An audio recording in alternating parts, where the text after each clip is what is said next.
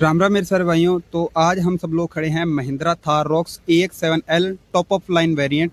ये गाड़ी जिस टाइम लॉन्च हुई थी उस टाइम मोस्ट पॉपुलर गाड़ी थी और महिंद्रा का जो मोस्ट सेलिंग वेरिएंट रहता है थार का वो 3 डोर था और उसको कहीं ना कहीं कैप्चर अप जो कर रही है वो 5 डोर कर रही है।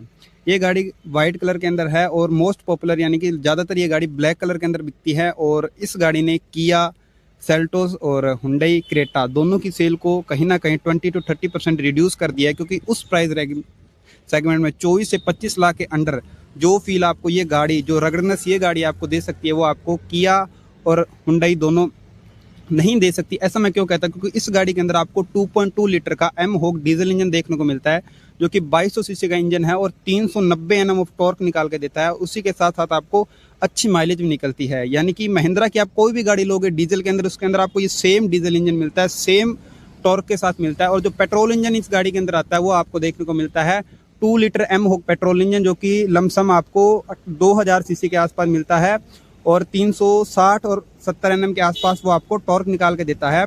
ये गाड़ियाँ जानी जाती है अपनी ऑफ रोडिंग के लिए। इस गाड़ी के अंदर आपको जो व्हील मिलते हैं, व्हील बेस मिलता है आपको 19 इंच का और इसी के साथ साथ आपको इसके चारों टायरों के अंदर डिस्क ब्रेक देखने को मिलते हैं। नॉर्मली गाड़ियों के अंदर आपको जो डिस्क ब्रेक देखने को मिलते हैं, इसके डिस्क ब्रेक उससे अलग है। अलग क्यों है? क्योंकि इसके अंदर आपको वेंटिलेटेड डिस्क ब्रेक देखने को मिलते हैं। जो पहाड़ी एरिया होता है वहाँ पर आप बार बार ब्रेकिंग का यूज़ करते हो तो उस टाइम आपके ब्रेक जो होते हैं वो गर्म हो जाते हैं। उसके लिए महिंद्रा ने इसके अंदर क्या किया, वेंटिलेटेड डिस्क ब्रेक दिए हैं जो कि नॉर्मल डिस्क ब्रेक के मुकाबले जल्दी गर्म नहीं होते हैं, जिसके कारण ये गाड़ियाँ अगर पहाड़ों साइड भी चलती है और आप हैवी ऑफ रोडिंग भी करते हो तो उस टाइम ये ब्रेक, जैसे गाड़ी खुद को कूलेंट के माध्यम से ठंडा रखती है उसी तरह इसके ब्रेक्स भी जो हैं हवा एयर से खुद को ठंडा रखने की कोशिश करते हैं, जिसके कारण आपको इसके अंदर जो ब्रेकिंग देखने को मिलती है वो बहुत ही बढ़िया और बेहतरीन देखने को मिलती है। और बेस मॉडल से आपको इसके अंदर एलईडी का सेटअप देखने को मिलता है, कहीं पे आपको इसके अंदर हाइलोजन देखने को नहीं मिलता है। ये वो वेरिएंट है जिसके अंदर महिंद्रा ने चेंजेस किए हैं, जिसके अंदर आपको को पैसेंजर साइड भी आपको रिक्वेस्ट सेंसर देखने को मिलता है और ड्राइवर साइड भी रिक्वेस्ट सेंसर देखने को मिलता है। साथ ही साथ इसके अंदर आपको जो वाइपर है वो एरोटोनिक देखने को मिलते हैं। और ये विंडशील्ड जो है पहले एकदम खड़ी आती थी, उसको थोड़ा सा बेंड कर दिया महिंद्रा ने, जो कि आप सभी यूजर्स की शिकायत रहती है कि इसकी विंडशील्ड जो है वो खड़ी आती है या इसके अंदर आपको दिक्कत देखने को मिलती है, वो महिंद्रा ने कहीं ना कहीं बिल्कुल जीरो कर दिया है। उसी के साथ साथ आपको इसके अंदर 360 डिग्री कैमरा देखने को मिलता है, यानी कि पार्किंग का इशू भी आपको इसके साथ नहीं आएगा। गाड़ी आपको खुद ब खुद असिस्ट करती है कि इस टाइम गाड़ी की पोजीशन क्या है, कहाँ पर है। और साथ ही साथ इसके अंदर इलेक्ट्रॉनिक स्टीयरिंग व्हील भी देखने को मिलता है। ऐसा कुछ गाड़ी का इंटीरियर है जो कि अब मोका ग्रे के अंदर महिंद्रा ने चेंज कर दिया, जो कि पहले व्हाइट कलर का देखने को मिलता था। और अब मैं आप लोगों को दिखाता हूँ इस गाड़ी की स्टार्टिंग की कैसे ये अपना एनिमेशन दिखाती है। तो इसका पुश स्टार्ट बटन है वो महिंद्रा बेस मॉडल से यहाँ पर देती है। बेस मॉडल से कीलेस एंट्री आपको इस गाड़ी के अंदर देखने को मिलती है और कुछ इस एनिमेशन के साथ इसका पूरा इंटीरियर है। और अगर आपको मैनुअल है, ये ऑटोमेटिक है, ये अगर आपको मैनुअल स्टार्ट करनी है तो आपको क्लच प्रेस करना पड़ता है और ये है ऑटोमेटिक। तो ऑटोमेटिक के लिए आपको मैं 2 तरीके बताता हूँ, एक इमरजेंसी के लिए बताऊंगा और एक वैसे नॉर्मली बताऊंगा। सबसे पहला तरीका होता है आप अपनी ब्रेक प्रेस करो और इसको दबा दो तो ये आपकी गाड़ी स्टार्ट रहती है। पर इसके लिए जरूरी है कि आपका जो ऑटोमेटिक है वो पी पर हो। एक सेकेंडरी मेथड जो स्कॉर्पियो एन के अंदर भी वर्क करता है वो मैं इसके अंदर आपको दिखाता हूँ कि ये काम करता है नहीं। आप इस पुश स्टार्ट बटन को ना प्रेस करके रखना लॉन्ग टर्म के लिए।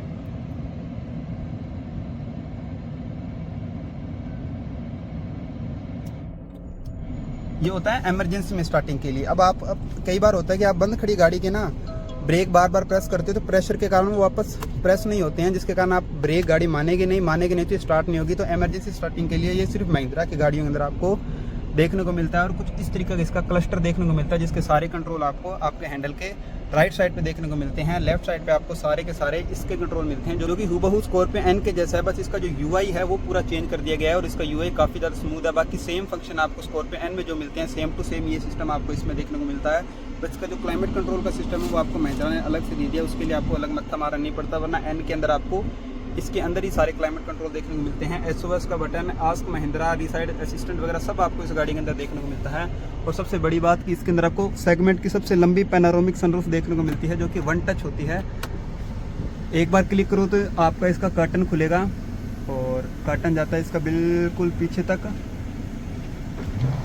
और दोबारा फिर पीछे खुद ब खुद इसकी जो है सनरूफ खुलना शुरू हो जाती है। और इसके अंदर आपको एंटी पिच भी देखने को मिलता है। गलती से अगर आपका हाथ वगैरह कुछ यहाँ पे आ जाता है तो ये खुद ब खुद पीछे कर लेती है। वो भी मैं आपको टेस्ट करके दिखाऊंगा कि वो असल में काम कैसे करता है और कैसे इसका यूज़ किया जाता है। अभी मान लो ये है, अभी मैं इसको 1 टच पे कर देता हूँ बंद, ये बंद होगी, अब ये रुक गई। ऐसे करके छोड़ दिया। अब अगर मान लो मैं इसका हाथ लगाऊंगा ना यहाँ पर तो ये देखो ये वापस जा रही है पीछे। ये होता है NTP, जो कि महिंद्रा आपको लमसम हर गाड़ी के अंदर देता है। बंद करने के लिए इसको आपको एक बार प्रेस करके छोड़ना पड़ता है। अगर आप लॉन्ग प्रेस करके रखोगे तो ऐसे निकलेगी, और वन टच करके छोड़ोगे तो चलेगा। अब ये पूरी आगे वैसे ही आएगी, क्योंकि इसने वन टच को आप एक तरीके से कह लो कैंसिल कर लिया, क्योंकि इसके अंदर NTP एक्टिव हो चुका है, जो ये गैस कर रहा है कि कोई ना कोई बंदा आगे है। इसका नहीं बंद नहीं हो रही है, और कर्टन बंद होता है इसका यहाँ से, क्योंकि वो देखो वापस से अपनी सेम पोजीशन पे आ रहा है। और सबसे बड़ी बात ये है 4x4 ऑटोमेटिक। तो इसका 4x4 इंगेज करने के लिए आपको सबसे पहले अपना ब्रेक पेडल प्रेस करना पड़ता है। ये अभी 2 हाई में है, ये पीछे आएगी 4 आई के अंदर, और यहाँ पे आपको देखो साइन दिख गया 4 आई का। न्यूट्रल करने के लिए ना सबसे पहले आपको इस ब्रेक को न्यूट्रल करना पड़ेगा। न्यूट्रल पे आने के बाद आपको क्या करना है, इसको ऐसे पीछे लाओगे, फिर ऐसे नीचे करोगे, और अब ये पीछे आ गई। अब ये 4 आई पे आ गया, और अब इसको जब और नीचे प्रेस करके, और इसको ये आ गया 4 लो इसका, और इसके साइन आपको दिखता है, ये देखो 4 व्हील लो ड्राइव। ये ऐसा इंगेज होता है। अगर आपको 4 व्हील में आना है तो आपको यहाँ पे न्यूट्रल करना पड़ेगा, पर 2 हाई से 4 हाई में आना है तो आपको इसको न्यूट्रल करना नहीं पड़ता। और अगर आप इसको वापस से लेके जाओगे तो ऐसे प्रेस करोगे और सीधा आगे, नीचे प्रेस किया, ये आगे गई, और इसके बाद आपको सीधा 2 हाई के अंदर, और इसको यहाँ से ऐसे पार्किंग के अंदर लेके जा सकते हो। जो मैं ग्लिच की बात कर रहा था वो ये है। अब ये गाड़ी पार्किंग मोड में है, इसको इंफोटेनमेंट जो है उसको नहीं पता चला है कि गाड़ी पार्किंग में है। ये रिवर्स में ही अभी इंगेज है। अब देखो, अब ये बाहर निकली है, जो कि 4x4 लगाने पे जो सिस्टम बन गया था वो अब आया है, और ये भी अपनी नॉर्मल स्क्रीन पे वापस आएगी, पर इसको टाइम लगेगा। यही कंप्लेन हमारी गाड़ी में भी थी, इस गाड़ी के अंदर भी है, और महिंद्रा इसमें काम कर रहा है, पर इसमें सुधार नहीं हो रहा है महिंद्रा से। ये इंफोटेनमेंट भी पहले से चेंज कर दिया है। इसको आप चाहो तो इसका डिज़ाइन भी आप चेंज कर सकते हो। यहाँ से जाके डिस्प्ले लेआउट में, डिस्प्ले लेआउट में जाओगे, ये देखो नॉर्मल से आ गया, ये इन्फॉर्मेशन वाले पे आ गया। अब ये खुद को चेंज करेगा कुछ इस तरीके से। अब ये से चेंज हो चुका है। और इस गाड़ी के अंदर आपको 12 हरमन कार्डन स्पीकर देखने को मिलते हैं, जो कि कुछ एक यहाँ पर प्लेस है, एक वहाँ पर प्लेस है। इसमें इसका N की तरह यहाँ पर कोई भी स्पीकर प्लेस नहीं होते हैं, नीचे प्लेस हैं, और बाकी सारे स्पीकर जो हैं वो पीछे हैं। इसके अंदर दिक्कत आती है कि इन स्पीकर के कारण इनके अंदर बोतल के लिए स्पेस बिल्कुल भी नहीं मिलता, एकदम कंबाइंड स्पेस मिलता है, जिसके अंदर आप बोतल वगैरह कुछ खास नहीं रख सकते हो। वेंटिलेटेड सीट के कंट्रोल आपको यहाँ पे मिलते हैं। ये ड्राइवर साइड, ये को ड्राइवर साइड। यहाँ से आप एयर बैग ऑन या ऑफ़ कर सकते हो। ये ऑफ़ के लिए होगा, ये ऑन का साइन बताता है। ये हज़ार्ड लाइट हो गया, ये हो गया इसका हिल ट्रैक्शन कंट्रोल। ये हो गया इसका डिफरेंशियल लॉक, जो कि एक साइड का टायर लॉक कर देता है फुल रिमूव करने पर, स्टीयरिंग काटने पर उसके लिए ज़रूरी है कि आपका 4x4 लो इंगेज होना चाहिए, अदरवाइज़ ये नहीं करता है। और इसके अंदर मैं एक दिक्कत और बताऊं, जो कि आपको गाड़ी लेने के साल 1.5 साल बाद आएगी, वो ये है कि ये इतना ज़रा टाइट है ना, ये ना कट जाएगा। ठीक है, ये थार 3 डोर होती थी, उसके अंदर जो स्टार्टिंग में आई थी उसमें भी यही दिक्कत थी कि ये कट जाता था, टाइट होने के कारण इसको लूज़ किया गया था। इसको भी महिंद्रा लूज़ करेगा, पर अभी ये टाइट इतना है ना, ये धीरे धीरे करके कट जाएगा। और इसके अंदर मिलता है आपको ऑटो होल्ड और इलेक्ट्रॉनिक पार्किंग ब्रेक, जो आके हम नीचे करोगे तो फिर ये डिसंगेज हो जाता है, ऊपर करते हो तो फिर ये इंगेज हो जाता है। पर इसका इंगेज होने में टाइम लगता है, क्योंकि ये काम एक मोटर करती है। मैनुअली डायरेक्ट हो जाता है, पर ये मोटर करती है। नीचे करने पर डिंगेज, और जैसे ही आप इसको डिसंगेज करोगे आपको ब्रेक पर एक प्रेशर फील होगा कि हाँ आपका ब्रेक लूज़ हो चुका है। और जैसे ऊपर करोगे ये इंगेज होती है, आपका ब्रेक जो है वो धीरे धीरे करके थोड़ा और आगे जाना शुरू हो जाता है। ऐसा कुछ इंटीरियर मिलता है आपको 3 डोर के अंदर, जो कि कहीं ना कहीं आप लोग देखोगे तो किस गाड़ी से इंस्पायर है, या आप लोग कमेंट में बताना है कि किस गाड़ी से आप लोगों को इंस्पायर लग रहा है। एसी का सारा कंट्रोल जो है वो यहाँ पे मिलता है। मोड्स आप यहाँ से चेंज कर सकते हो, और चाहे तो आप डिस्प्ले से भी चेंज कर सकते हो, जो कि आपको मिलता है क्लाइमेट कंट्रोल नाम से यहाँ पर, जिसके अंदर इसका प्रॉपर कंट्रोल मिलता है। पर इसके अंदर एक बात अच्छी है कि इसके अंदर N की तरह ऐसा नहीं है कि आप वेंटिलेटेड सीट सिर्फ इंफोटेनमेंट से एक्सेस कर सकते हो। यहाँ से भी आप इसकी इंफोटेनमेंट से जो वेंटिलेटेड सीट है उनको एक्सेस कर सकते हो। एक टाइप सी चार्जर यहाँ पर, एक USB यहाँ पर, और उसी के साथ साथ आपको यहाँ पर एक वायरलेस चार्जिंग ट्रे भी मिल जाती है, जो कि अपने फ़ोन को चार्जिंग करने के लिए मिलती है। और बाकी सारे कंट्रोल जो है आपको सनरूफ उनके, वो सारे के सारे आपको यहाँ पर देखने को मिलते हैं। ये होता है यहाँ पर SOS बटन, जो कि इसके अंदर मेरे को लग रहा है शिफ्ट कर दिया है, पहले यहाँ पर आता था। और इसके डोर्स जो है वो क्रोम हैंडल वाले डोर मिलते हैं, यानी कि क्रोम होती है इनके डोर्स के अंदर, जो कि टॉपेज लाइन वेरिएंट होता है उसके अंदर।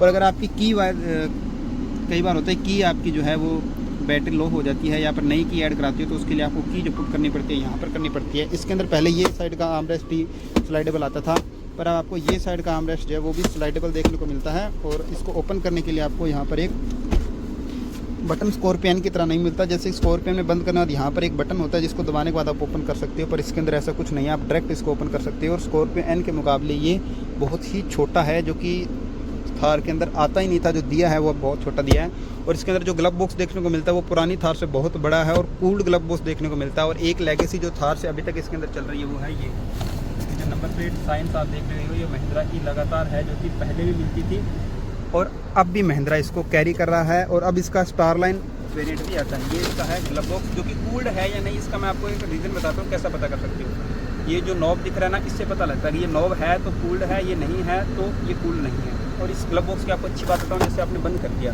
अब आप जैसे इसको प्रेस करोगे ना, ये सॉफ्ट क्लोज और ओपनिंग के साथ आता है, ऐसे नहीं धड़ाम से नीचे सीधे पड़ेगा, धीरे धीरे खुद ब खुद ये ओपन होता है।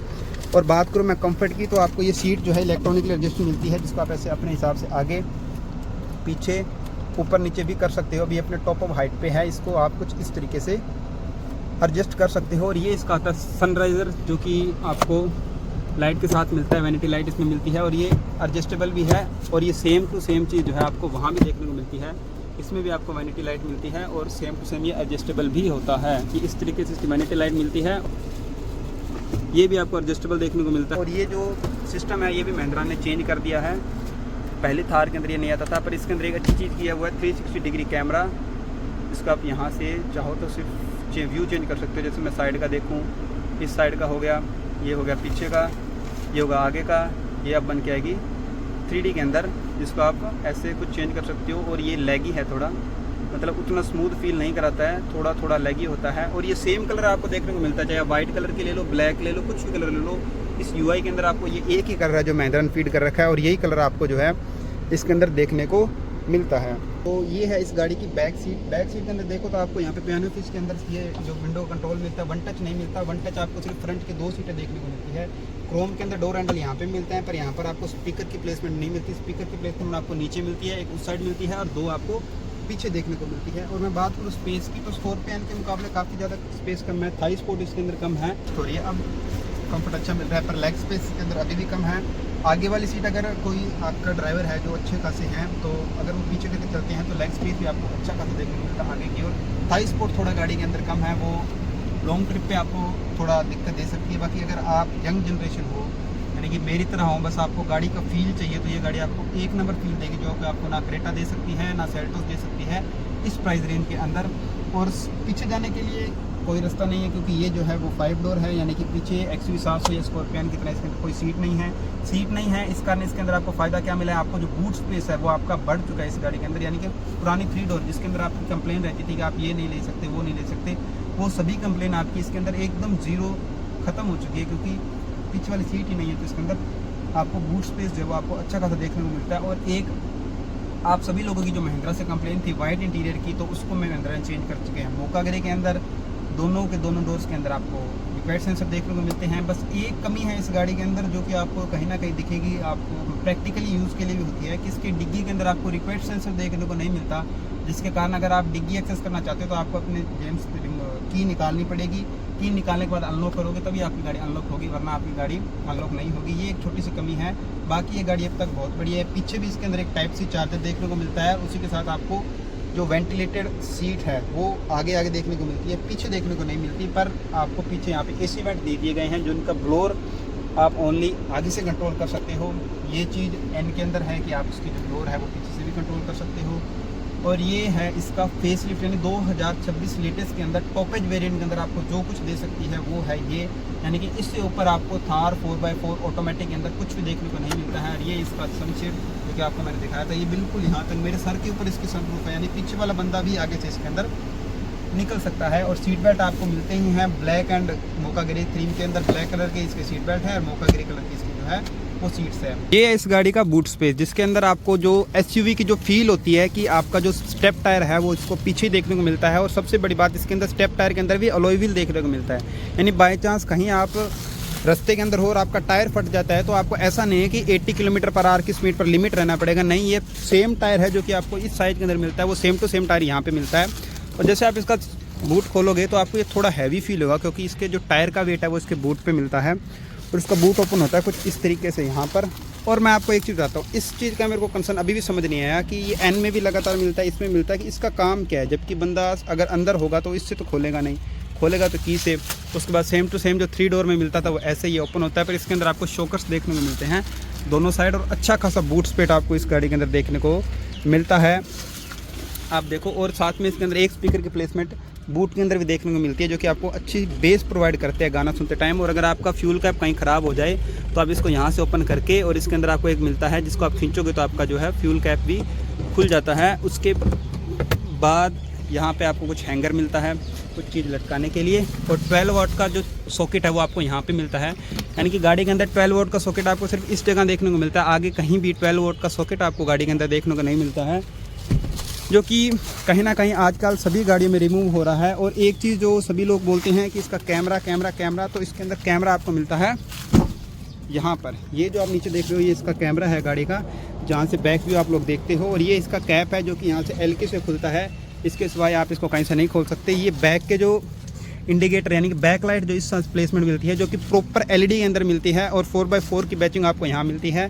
डुअल टोन के अंदर इसको बाहर एक्सटीरियर मिलता है, जिसके अंदर ये वाइट कलर का और ये ब्लैक कलर का होता है, जो कि अच्छा लगता है। दोनों वाइट टोन के मैच नहीं मिलते। और मैट ब्लैक की इसकी आपको छत देखने को मिलती है। मान लो ओल्ड थार है वैसी ही थार है, बस 5 डोर कर दिया है, इंटीरियर चेंज कर दिया है, और साथ में कुछ छोटे मोटे कॉस्मेटिक चेंजेस इसके अंदर कर दिए हैं, जैसे कि रिक्वायर्ड सेंसर भी इसके अंदर ऐड कर दिया है। बाकी इस गाड़ी के अंदर अभी तक कोई भी चेंजेस आपको देखने को नहीं मिले हैं, बस यही कुछ चेंज थे जो कि सबसे पहले 5 डोर लॉन्च हुई थी, और अब जो है उसके अंदर महिंद्रा ने किए हैं। तो ये था हमारा रिव्यू 2025 थार रोक्स को लेकर।